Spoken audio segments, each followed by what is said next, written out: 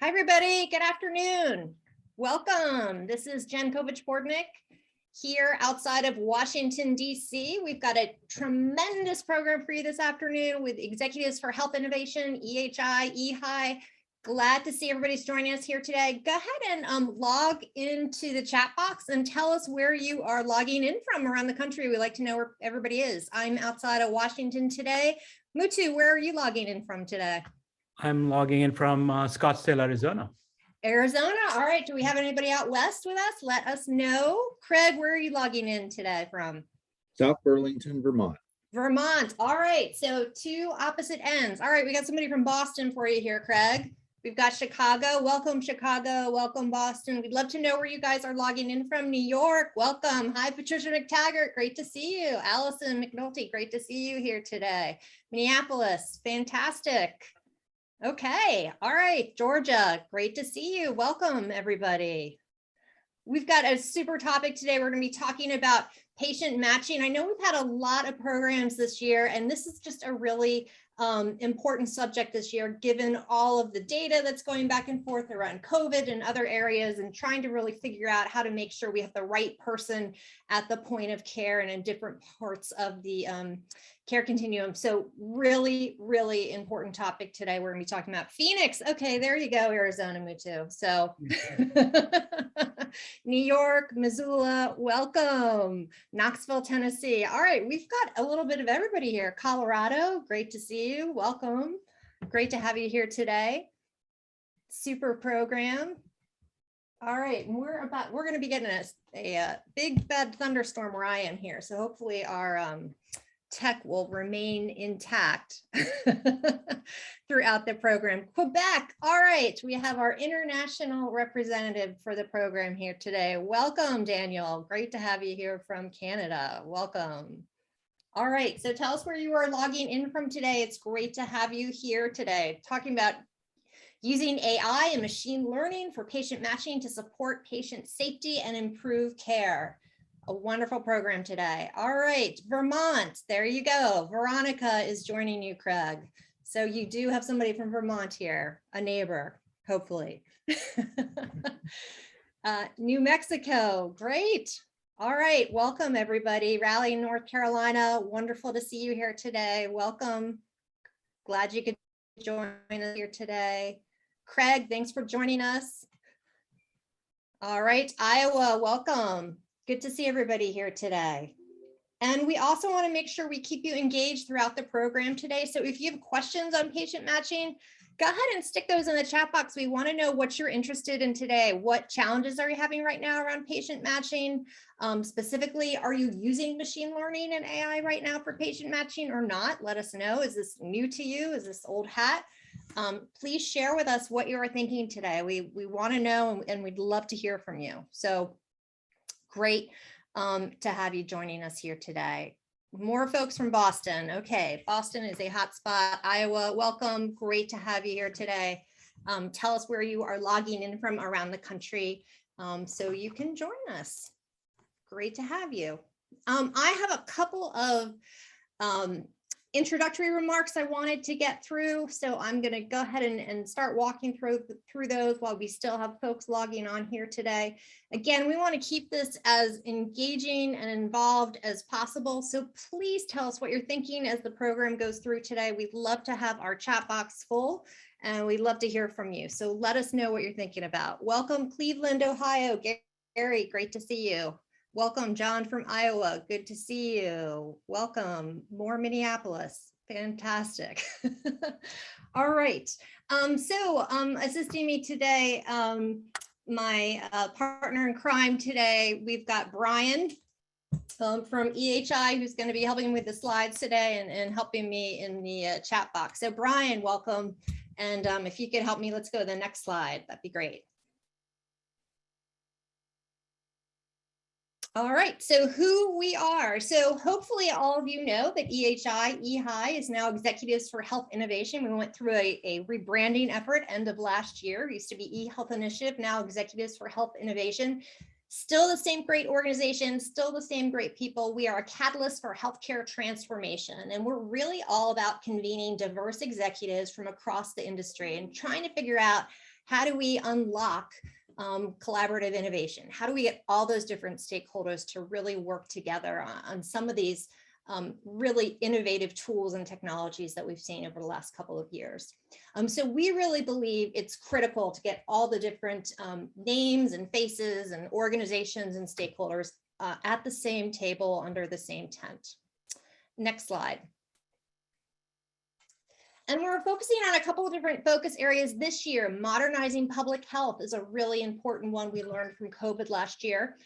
Health equity and diversity issues are certainly very important right now in healthcare, and we've been focusing a lot on that as well in 2022. Virtual care, critical with all of the telemedicine, both synchronous and asynchronous, all different sorts of ways that care is being delivered right now, and we want to focus on that as much as possible. And then privacy and security and cybersecurity, and this has certainly been a very big issue this year for many of our members and folks in the industry. So these are some of the key areas that we're looking at right now to try to figure out how do we lower cost and improve quality. Next slide, please. And we've got a whole slew of different organizations and executives that we work with. This is just a smattering of some of the folks that are on our leadership council organization. If you don't see the name of your organization or your logo up there, we would love to have you engaged and involved with us. So please go ahead and send me a note through the chat box and let me know if you'd like to get more engaged in some of our educational programs, webinars, executive roundtables, papers, reports. We would love to have you involved. Next slide. And I did want to let everybody know about a couple of reports that have come out recently that you might be interested in. We've got a great report, Executive Insights on Patient Matching and Identity Access Management and Interoperability, very relevant to the discussion today. So we'd love to have you download this if you'd like. It's at our website, ehidc.org, and you can go ahead and download that for free if you're interested. Next slide. And executives in focus. So if you want to get a closer look at the important work being done by EHI members and the people who make it happen, you can read the focus area right here, and we will talk about that. I did actually also want to let folks know, as I learned earlier today from Greg Church over at ProMedica, there was a great article this week in AHIMA about some of the patient matching work going on. I'm going to go ahead and stick that in the chat once we get started here to share with you folks. So I think a lot of you on the call today would be interested in that article. So I'm going to go ahead and send that out as well. Next slide. I'd also love for you to check out our Executive Resource Center at ehidc.org, and you can see all different sorts of online resources. We've got reports, we've got case studies, podcasts, all different types of information that you can go in and just click on the search bar, look for patient matching or any other topic that you're interested in, and find all kinds of materials there. Next slide. And a big thank you today to ProMedica and Greg Church for this program. We are a very, very small nonprofit, and we could not bring you educational programming and all the wonderful things that we do without the generous support of sponsors like ProMedica. So I do want to thank them for their support today so that we can talk about this issue, which is really important. Next slide. Okay, and we've got two speakers with us here today. We've got the wonderful Dr. Craig Jones, who is the Chief Medical Officer at Idaho Health Data Exchange. And we also have Muthu Kuttalingam, who is the Senior VP of Product Development and Technology at ProMedica, who are going to be speaking with us today. So great program today. I believe we're going to start with Dr. Jones. Go ahead. Next slide. All right. Y'all ready, Craig? Sure am. Thanks. All right. Thank you. Thank you, Jen. And thanks for the opportunity to be part of the session today. I appreciate it. Our pleasure. So I wanted to just start off talking about some of the work that we've been doing for the last 2 years on the Idaho Health Data Exchange. And it's been a 2 years where we wanted to set a roadmap and a vision for the Idaho Health Data Exchange and set a vision that would really bring it to the best possible capabilities, not only to support healthcare and to support value-based models, but really to support the health and well-being of all citizens of the state, including helping to address social needs and social drivers of health. And so we set a pretty strong vision for the Idaho Health Data Exchange, but that meant paying attention to a number of fundamentals and restructuring the way the Health Information Exchange worked. And you can see on the box on the left, the IHD data services. This is the fundamental components of an effective health information exchange. Receiving and sharing data with providers, with hospitals, ambulatory providers, payers, and really giving the chance to assemble the most complete health record possible, and then make that available to providers for delivery of traditional healthcare. But we also, as I mentioned, wanted to support social needs, and so worked on an integration of the HIE platform with a social needs platform, basically a community information exchange platform. In our case, Find Help, which was previously called Aunt Bertha. And this integration, the intention here was so that people working with the Health Information Exchange through the portal, for example, could transfer as seamlessly as possible into working with the capabilities that are in the social needs platform, doing assessments on people, initiating referrals, establishing closed loop communication and referrals with community-based organizations, sharing care plans around social needs and social drivers, and really getting at the heart of the healthcare community and community-based organizations working together to address things such as housing and food insecurity and transportation or personal safety. But to do that, it really meant going and paying attention to the fundamental components of making sure that the data was reliable and that we actually could assemble the most complete health record and longitudinal data in a reliable way. And as the focus of today comes about, that really starts with identity resolution. Now, we have several vendors that work on the Health Information Exchange platform. We work closely with Formedica on this. And if we go to the next slide, we can really begin to look into what it takes to realize this vision. When we walked into the situation, there were a high rate of duplicates, if you will, that existed in the Health Information Exchange. There was a long history of data that had been brought in, messages from a number of different provider organizations and sources, but we had a pretty high duplication rate, actually over 10%. And so we set off working with Formedica on a structured process where they began to look into the data, use the various tools and techniques that they have, which Muthu is going to speak about.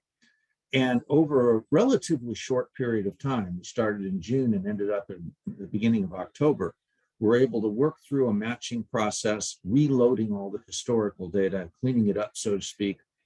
And we actually worked it down. They worked it down to a state where we were at 1% duplication rate, which from a clinical perspective, my perspective, and working with our stakeholders across the state of Idaho, this was essential because we had to build confidence that IHD could deliver reliable data, that they could trust the data, whether it's the payers that wanted aggregated data for their tools, the larger health systems that want that aggregated data, the smaller ambulatory clinics that need to use the records and have them available in their electronic health record or through the portal. All of these folks had to be able to have confidence in the data. And so this was the step down process. You can see the timeline and the components, but going from a very high duplicate rate to a very low duplicate rate meant that the health records we were delivering were reliable for folks. And that's essential to building trust. And if we go on to the next slide, it was then that we were able to start realizing the vision that was laid out in that first slide in the architecture. And once we began to build the trust of payers and providers that IHDE was now a trusted entity, we actually took on a larger role. And frankly, one of the most important roles that health information exchanges can serve. If they work as a neutral convener and a trusted data steward, they actually have the ability to become a convening organization in the community. And that's the role that IHD took on next. With trusted data, we were able to bring together payers, providers, community-based organizations, a whole array into a collaborative and to convene regularly. And the goal was to drive adoption and build more seamless health services across the state of Idaho. That meant driving adoption of the use of the health information exchange in conjunction with the social needs platform, having people work together on strategies to improve the way in which they sent referrals, acted on referrals, shared care plans, the way in which healthcare providers actually took more time and effort and used their teams to pay more attention to the social needs that people had. And this convening is what led to that, bringing people together. And in fact, it had the effect of driving adoption and use of both platforms and both platforms together. And in the end, this is now becoming a nucleus for payers, providers, and community-based organizations to work on their value-based models, their population health models, but frankly, from a foundation that helps them address health equity, which was an essential underpinning of this. And that really depends on not only trusted data, but a neutral entity that can bring people together and frankly, build a culture of data use around these types of tools. It's one thing to deliver data. It's a different thing to have the culture where people work together to use that data to improve operations and to improve the way in which they deliver services. And if we go to the next slide, just give you a sense of some of that adoption. We were able to launch the social needs platform and form the collaborative with the first meeting a little over a year ago in February of 21. And you can see the growth rate in the community-based organizations, that top chart on the right side of the slide, more and more steadily community-based organizations and services signing on, beginning to use the platform, becoming part of the network. And at the same time, in the slide below that, there was steady growth in use of the social needs platform. And it's not shown here, but in use of the health information exchange by people who did both, worked in both the health information exchange and also transferred over to the social needs platform. Like most my settings where you pay attention to these social needs, you can see the type of searches that we had. Housing, food, transportation are always major components, and actually personal safety is too. But this began to grow a real solid collaboration around the state of Idaho. And in fact, so much so that United Way and other groups began to ask for more public-facing versions of the same platform, different doors, so that groups of people in different settings could access the services in different ways. And we began to take a lot of input and build a public-facing component to this that was branded in a way that people would feel comfortable using it. And we're seeing rapid adoption of that as well. So effectively, once we had trusted and reliable data and we could move data back and forth and assure that people could rely on the records that were being viewed or the extracts that were being delivered, that let us really build this kind of network across the state of Idaho. Now, if we go to the next slide, the essential ingredient, and this is where we'll transition into Muthu's discussion on how it was done. This requires ongoing maintenance for any of the folks involved who have ever worked on aggregating data and bringing it together from a large number of sources, healthcare as well as other sources. You realize how challenging it is to manage the identity resolution process on that continuously to avoid building up duplicates, to standardize that data so you actually can link records and make sure that you're looking at a longitudinal record that's reliable for folks. So this ongoing data management and attention to data quality is really essential for maintaining stakeholder engagement. You can lose that trust, you can lose that engagement easily if you begin to lose the trust in the data that you're delivering. And so with that, let me go ahead and turn this over to Muthu so he can talk about the ways in which Formedica helps us with that data quality and helps us maintain the stakeholder engagement. Great, thanks so much, Craig. And I do see some questions coming in for you already, Craig. For folks who have questions, please feel free to put those in the Q&A box or in the chat box, and we'll get to those as soon as we're done with Muthu's presentation. Thank you. Okay.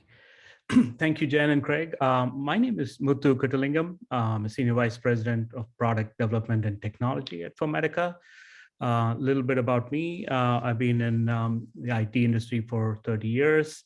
And over the last 20 years, I've been focusing on health IT specifically. And my area of expertise is distributed computing, especially in health and lab data exchange, as well as more recently on the machine learning, application of machine learning towards patient matching and other clinical data set. Next slide, please. A little bit about Informatica. I'm sure some of you know, we've been around for 24 years now, founded in 1998. We were one of the first cloud-based application that allowed a physician to place a lab order that connected to the LIS system to bring the results back and provide it back to the physician and staff for review. Since then, we've added a number of services over the last 2 decades. We have over 100 million patient identities in our system right now, and we process hundreds and millions of transactions every month. And over the last 2 decades, we have connected over 100 hospitals, labs, imaging centers, and recently with HIEs and HINs as well as other organizations. Can we go to the next slide, please? So I want to take a minute to talk about this. So this is, like Craig mentioned, how we work through this deduplication process within Informatica, right? So it's using the technology, but also some of the people that we have, data stewards. So this is what we call the 4-layer process, right? At the core is our patented identity resolution engine, the EMPI technology that we have, that we have rolled out to a number of customers. This is where the data first comes in. We do, there's another step before this, which is profiling, but then essentially the data is ingested into a big data MPI that we have, which does all the deduplication, right? So what I'm going to be talking about today is specifically, once the deduplication is done, the data goes into some of the records go into what is called a work queue. So this is where the system says, I don't yet have high degree of confidence of whether these two are the same individual or not, right? 2 or more individuals. So it goes into a work queue, which we have a very nice user interface that a data steward can go in and resolve and reconcile data. But what we do now is obviously we've applied 2 different techniques to be able to reduce the amount of data that a data steward has to resolve. One is machine learning, which is what I'm going to be talking about, as well as referential matching, right, and data enrichment. So what happens is some of the records that we have in the work queue may not have sufficient information, right? So in that case, we send it to our data provider, fill in the missing attributes, and bring it back to be able to reconcile automatically, right? So layer number 2 and 3, these are not sequential. The first one is, and then the second and third layer can be, iterated many, many times, and as well as the 4th layer, right? So these are things we can go. Let's say we do referential matching. We we identify more matched records. We do an auto merge, and then we can go back and apply machine learning to the remaining subset before we send it out to the data stewards. So I have a slide that actually compares the 2, which we'll talk about later, but these are the steps that we follow.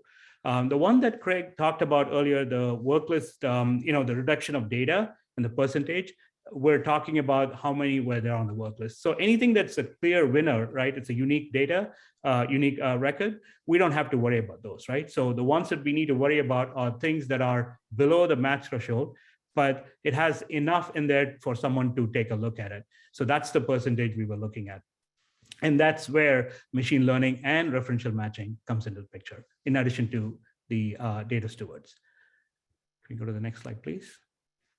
Okay, so I'm going to talk about a couple of examples and how machine learning, so the layer 2 that was displayed earlier, how these 2 records are matched, right? Now, keep in mind, we can tune our MPI to match this aggressively, but that's not what we want to do, right? Because when you have a statewide population, several millions of records, you don't want to just match on the first name, last name, date of birth and gender, right? Because you could have more than one person, and that is something that we totally, want to avoid, right? We don't want to have any overlays in the system. So what we do is we tune it in such a way that it has at least one other attribute, either address or phone numbers to match, or any other sets of attributes like email, your driver's license ID, and so many other identifiers that we use. But in cases where it's not available and it goes into the work queue, we're now able to apply machine learning to say, based on historical information, are these the same record or not? So the first record, Cindy, has an address, but in the other record that we're comparing, we're calling it parent-child, but it's any two records that we take at any given time, right? We're trying to see if the first record matches with the one that does not have an address. Obviously, we're better off, we know in this case, based on the data source and the location that they're in, there's a very low probability of these two being different individuals. So machine learning says, okay, these two are the same individual. The same thing with the second record, Susan, right? It has enough last names in there to be able to say there's high degree of confidence, even though the address is missing in both records, right? That reference matching will apply, although in this case, it's not enough because we need at least a phone number or address to be able to match against even our data provider. So if there is address there, obviously we can fill it in, and then our regular EMPS system can match. So that's the match example. And I have one for no match, which is the next slide. Thank you. So here, as you can see, this is the case where machine learning has predicted these two are not the same, right? The first record, Malachi Storm, the addresses are different, clearly. So it doesn't want to take a chance. Now, they may be the same, they may have moved around, but the way we solve that is through referential matching. And if we match against the database and the data provider gives us multiple addresses, we can then say with confidence, yeah, these two are the same. But in this case, we didn't have that. So it's saying, I don't know, so I'm not going to make it a match. And then the second example is obvious, right? The first name is different, probably a twin. They live in the same address, same date of birth, but it's able to quickly say, no, these are not the same person. So these are two, again, there are many, many, many examples. I don't want to go through all of them. These are a couple of examples that where machine learning came in and helped us with. Next slide, please. Okay, so this slide is really, think of it as like an A/B testing, right? What machine learning did and what a human did, because we had our data stewards go through and reconcile data for this customer. And then we also have machine learning predicted. And as you can see, machine learning can predict much, much faster, right? It's doing this really, really fast. We did 60,000 in the last 30 days, because that's how many were there on the work list. It's not like it can only do that many. It can do much, much more, but 60,000 in the last 30 days, out of which only 2,000 were reconciled by the data stewards, because we had only one person working part-time on that, right? So the 2,000 records they reconciled, and you can see anything in green, that 1115 is how many true positives, right? Meaning a match where both the human and the data steward, the machine learning algorithm and the data stewards agreed on. That's true positives, as well as true negatives, where both said, no, these are not the same person. They're different, right? What we want to avoid is at any cost is false positive. There are 9 here in this example where the machine learning algorithm and the human did not agree on. So in our dashboard, we can drill down and see who made the mistake, whether it's it could be the data steward can also make a mistake, right? So we go and review these things. And if the machine learning predicted it incorrectly, we feed it back into the training set and then train it again. I'll talk about training and how to train the model in a minute. The 650, the false negatives, are cases where the machine learning did not predict and it said, I think it's 2 different people, is okay, because we can then have the work list worked by the humans later on, either by applying data enrichment later on to fill in the gaps, or to be able to go back and call the source. That's what they do, right? There are 3 metrics that I have laid out here, and there's a definition for that. I won't get into too much detail. Precision, the first one on the top, the bottom left, where it says 99.2%, 0.992. That's how many the machine learning algorithm got correct, right? It is how many, which means if there is no false positive, that number would have been 1. We'll see that in the definition in the next slide. The recall is about 63%. So you may say, okay, that's really bad. It's only 63% recall. Shouldn't that be higher? Yes, it should be higher. But I would rather have the system tuned for no overlays and have some number of records being resolved by a data steward than aggressively matching two records and combining two different clinical documents for this two different individuals, right? We don't want to do that. So that's why we have tuned this for precision. This is not the F-score, or this is not the precision recall for our MPI. This is only the precision and recall for our work list that was worked through our machine learning algorithm. And then F-score is nothing but a harmonic mean of both precision and recall. And then the last piece that you're seeing is the trend, right?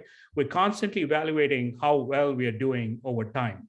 Why does it dip? The reason why it goes down sometimes is because we see new data set, right? As we are bringing new data sources or new customers, we're seeing a lot of different variations that the ML is not predicting as well. So over time, as we do this, it's getting better and better. And our goal is to get to close to 1, right? That's our goal.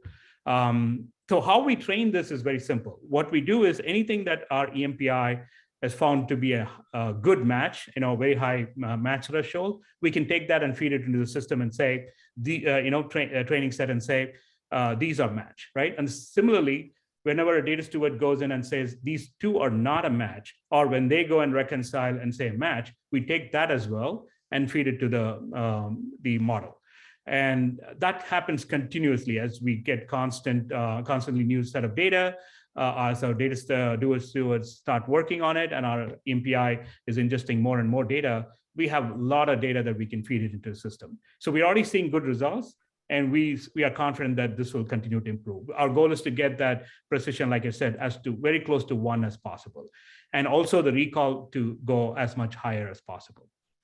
Can we go to the next slide, please? So again, I won't get into the formula here, but the idea is precision is telling you how many results are correct, and recall value percentage is telling you how many correct results were found. And it's okay if it did not find enough correct results in this use case, right? It's okay because that will be covered by the data stewards. So that's at a high level what we do. We're running on the Google Cloud platform. We run TensorFlow, machine learning framework. That's what we use. And we are constantly improving and training our model, right? There was a question about what is the technology versus people investment ratio.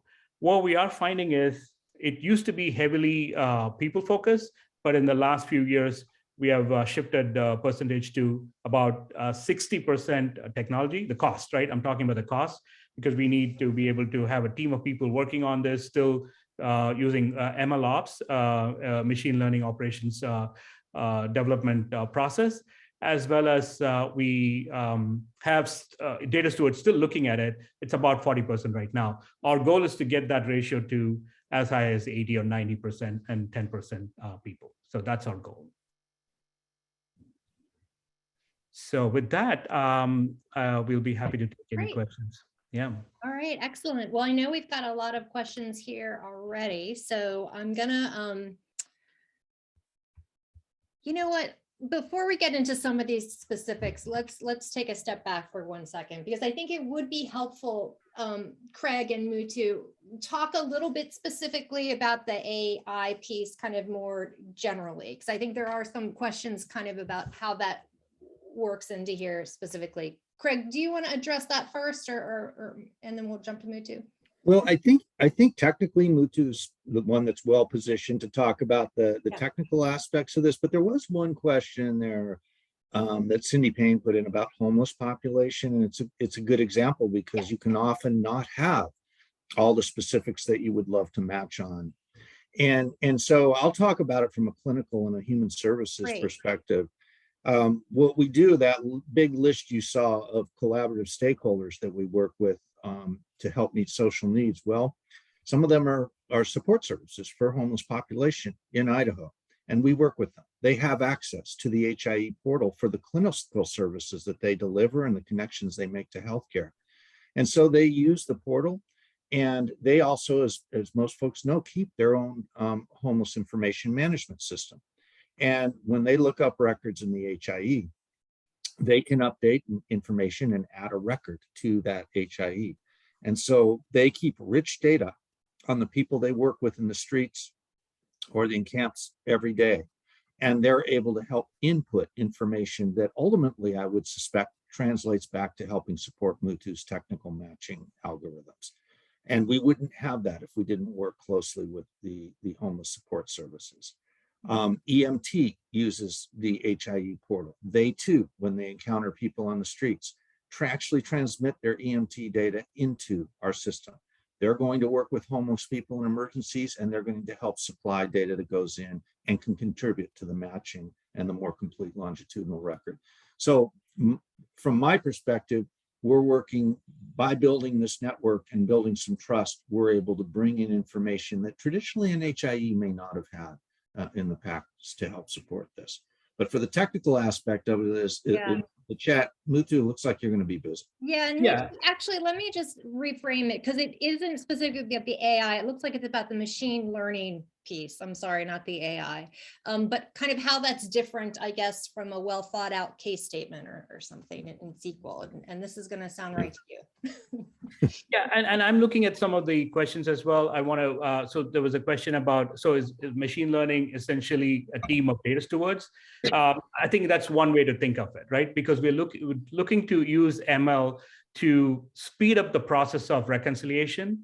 Because what happens is when you have a lot of data, in fact, some of our customers have multiple addresses because they come from different sources. You could have lived in many addresses, and you may have different phone numbers. So the data stewards take a few more seconds to look at it, reconcile, and merge. Where we are seeing is ML is superior to that in that case. So we're not actually using ML on the front end to match. We're using it as a way to reconcile data after the fact. So I think that's one way to look at it, and that's accurate.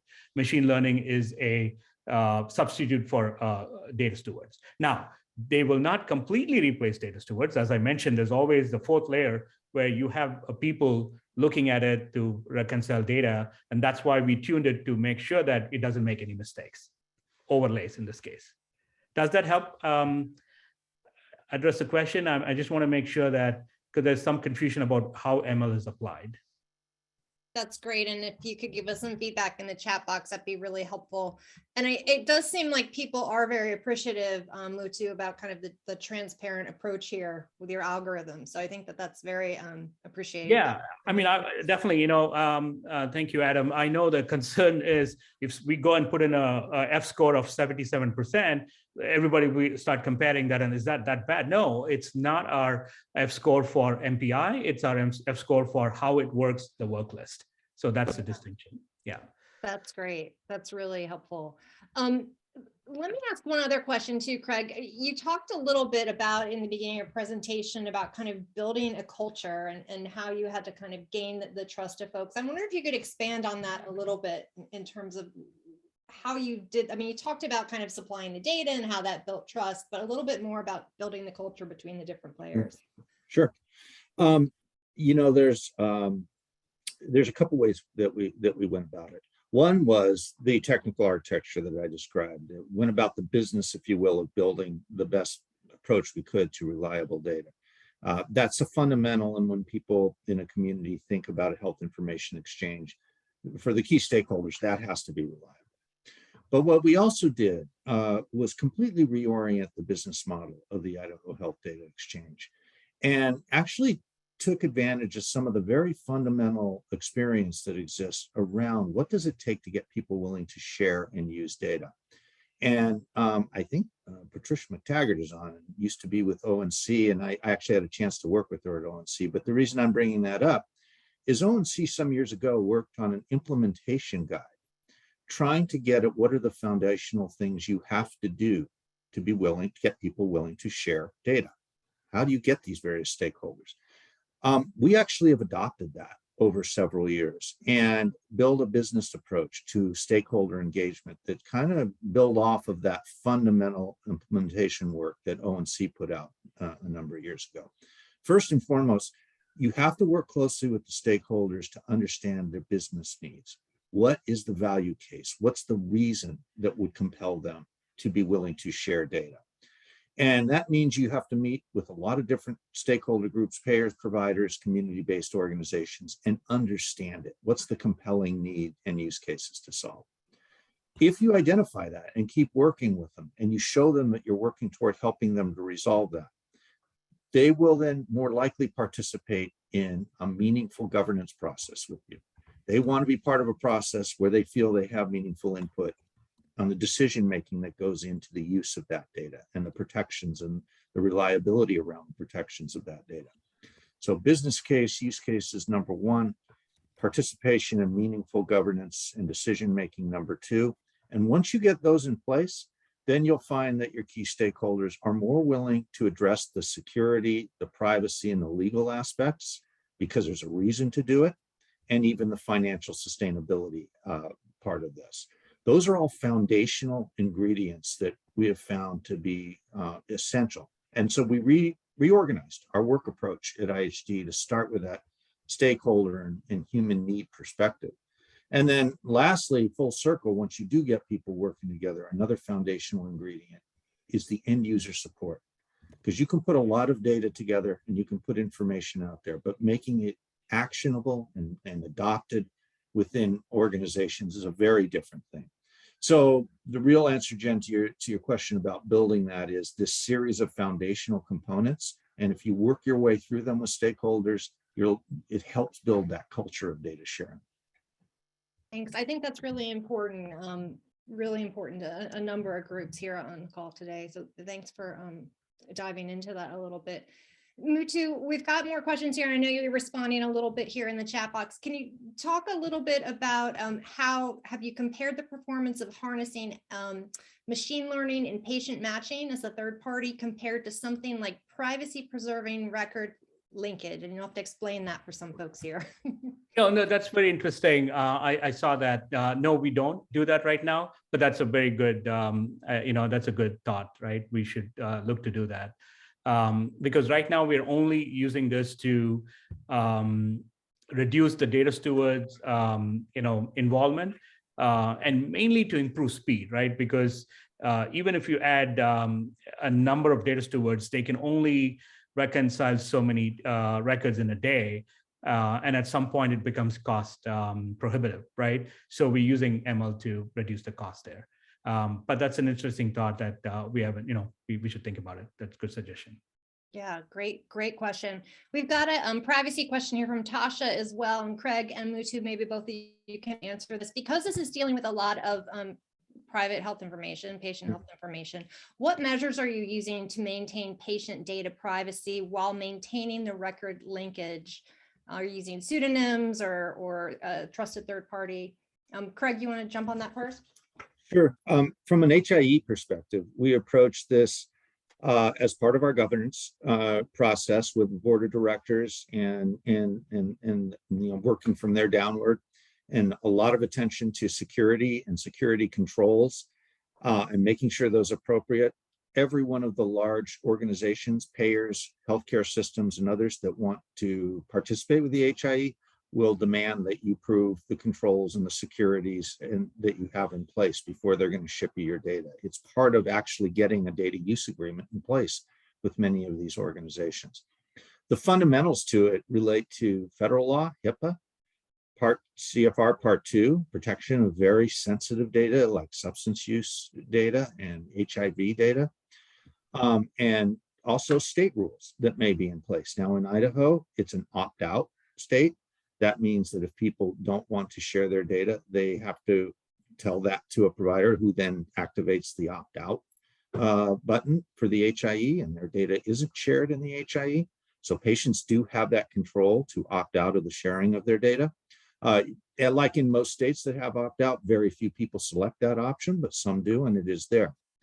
But another level is, and I think this is actually more challenging, what do you treat as sensitive data? We know about very sensitive data like Part 2 data, substance use disorder data, and that is better defined as to the permissions you have to have from patients to share and reuse that data. But there's a much larger world of mental health, behavioral health data, social needs data, like, somebody needs housing. Well, that's just as sensitive to many people as is what the part 2 data that has been addressed. So what we do is treat that full realm of data as sensitive, and make sure that there is a process so that whether it's a community-based organization entering information about someone's social drivers and social needs, or whether it's a healthcare provider delivering care, there's an attestation step to make sure that if the patient doesn't want to share their data, that they select that. And so every provider has to go through, and user of the system has to go through that attestation step to help us control the data and reuse of the data appropriately. So it starts with HIPAA, it starts with state regulations, and we broadened the way in which we look at sensitive data to make sure it's shared appropriately, and that people have the choice to opt out if they choose and not allow their data to be shared. Great. Does that help? Yeah, that's really helpful, Craig. That's a great, thank you for going into more specifics on that. Muthu, what are you seeing at other organizations, how they're handling this? So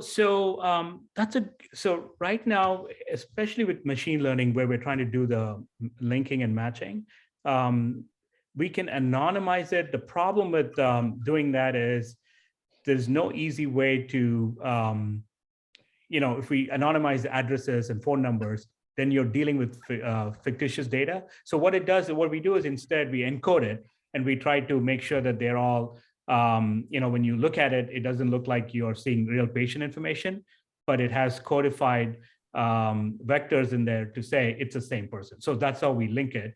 And then as long as we give an identifier back to the downstream system, they can use it as opposed to using real patient information, especially if it's for a clinical trial, right? We don't want them to actually have patient information. They just want to know there is a subject with an identifier. So we are able to do that with our MPI.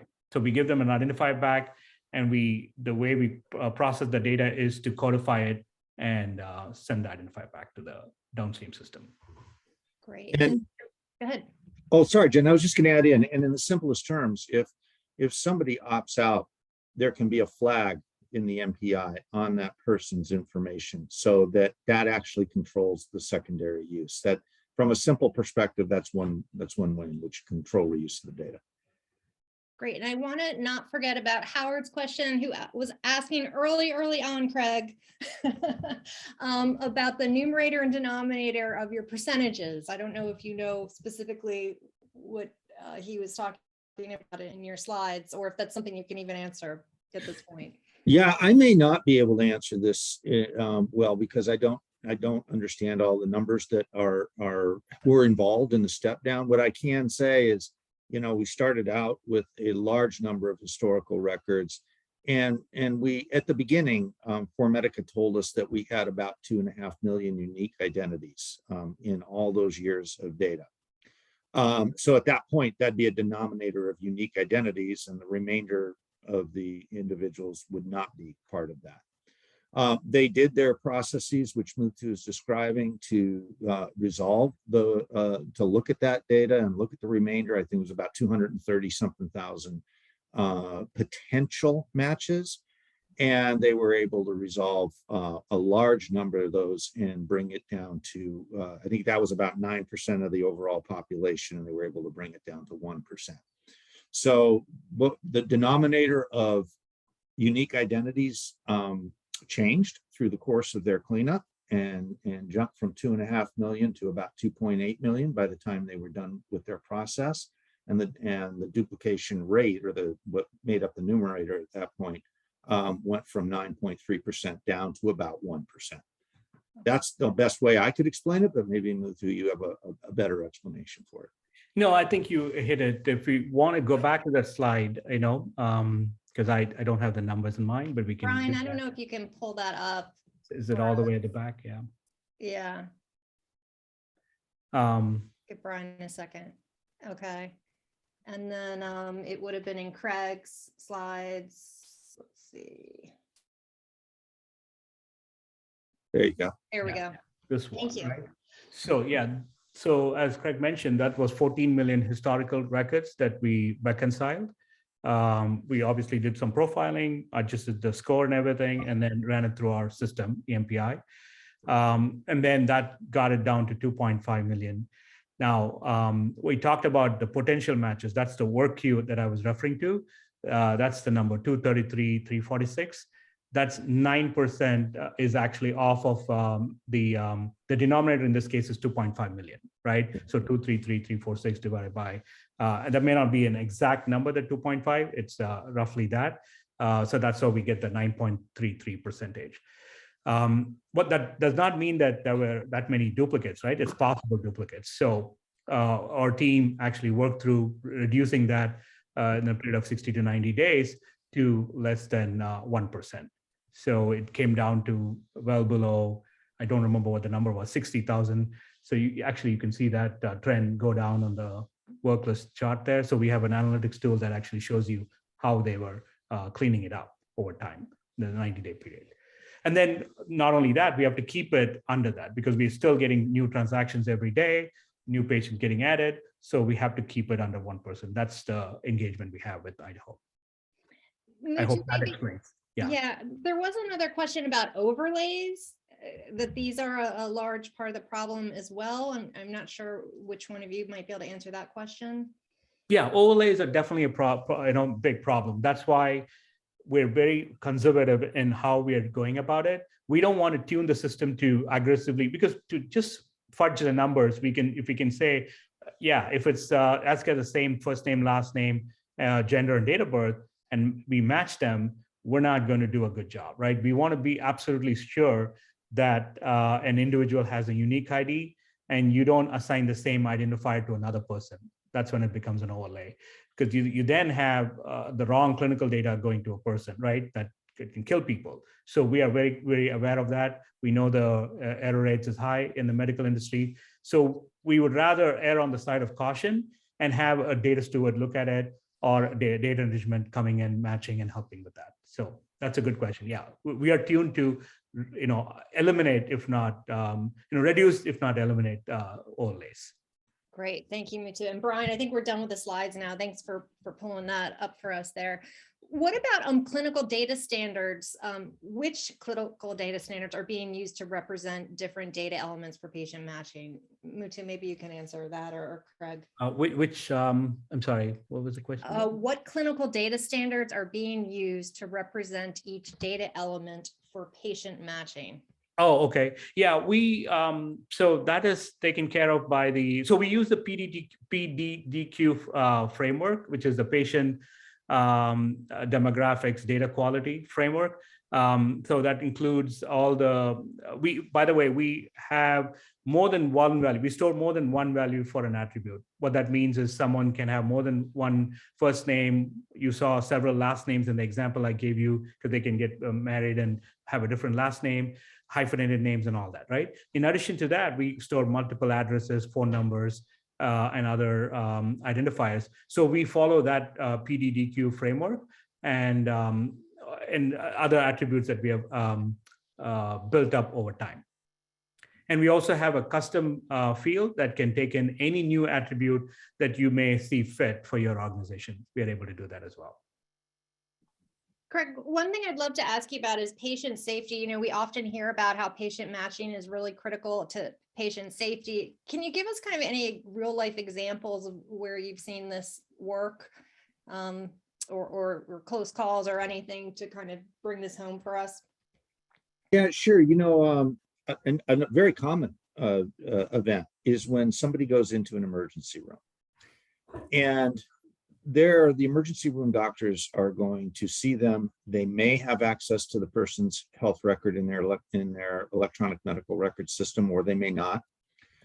Most big health systems are receiving feeds from the HIE, so they'll have a lot of that health record in their system.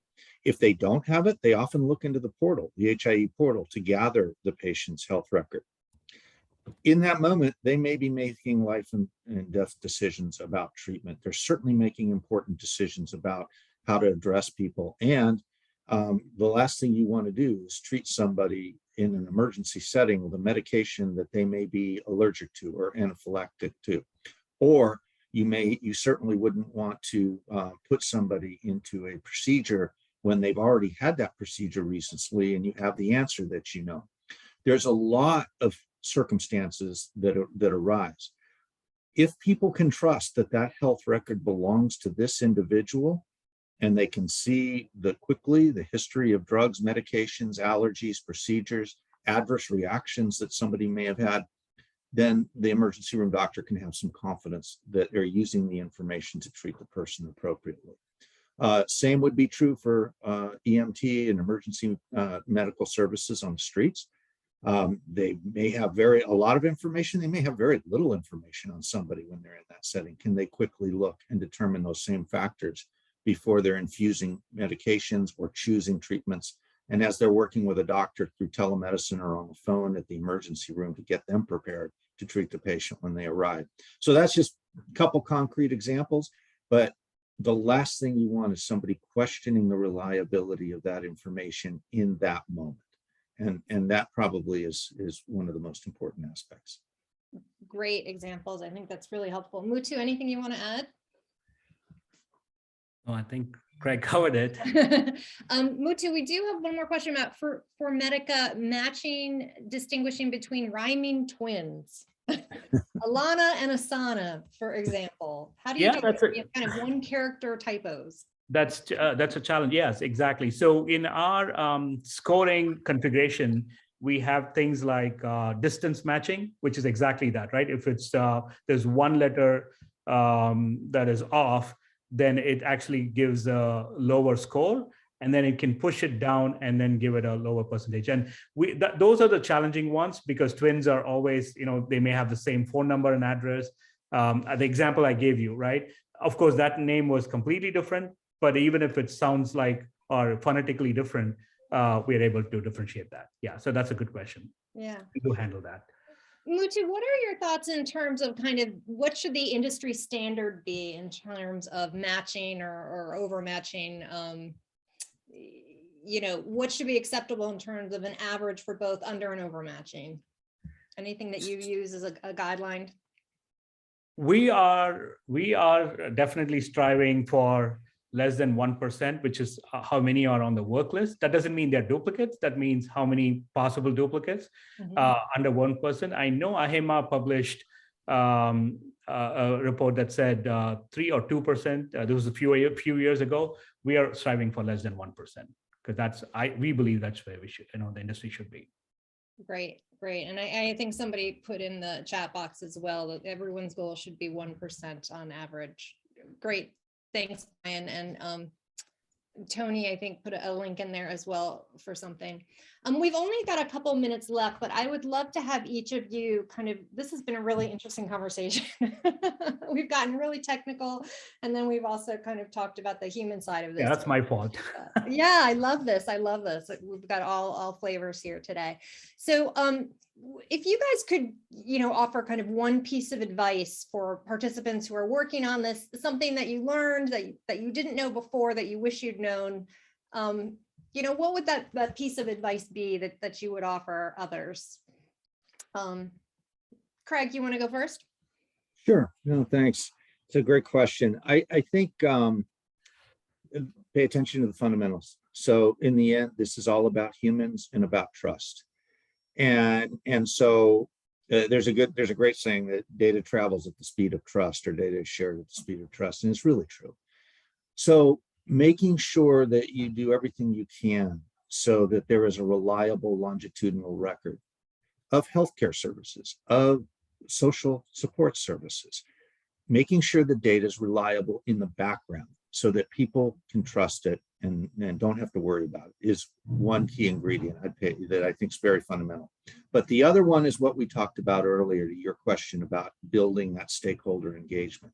That is just as essential because you can drive adoption and use of data in a whole different way if you actually go through those steps of building the stakeholder engagement and the convening. That's how you advance to value-based care, to true population health. where are the shared interests for people to work together and to share data and use it in different ways? How are you going to get that primary care practice to actually pay attention and work closely with a community-based housing organization? Get the team to take the time that you need to do that.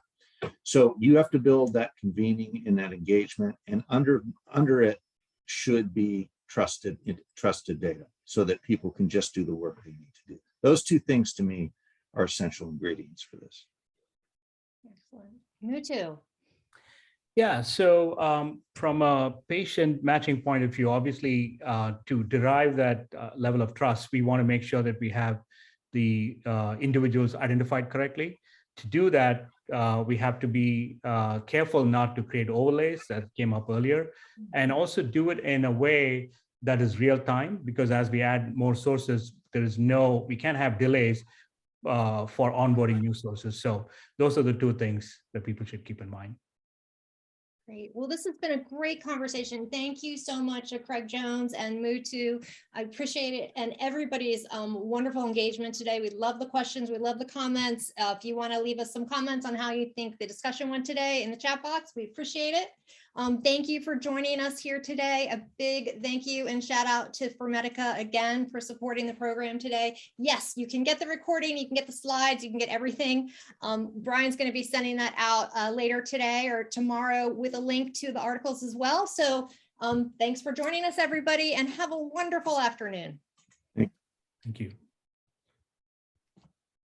Thanks, guys.